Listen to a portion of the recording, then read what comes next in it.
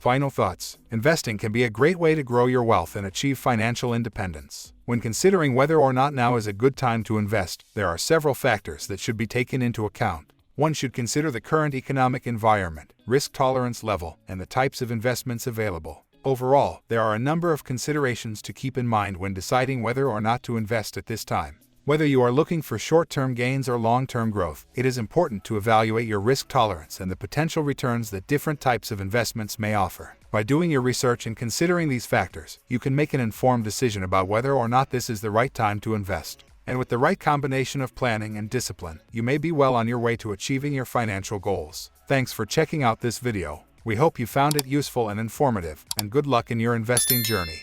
Disclaimer: Moovmynt provides educational content only. It should not be taken as professional financial advice.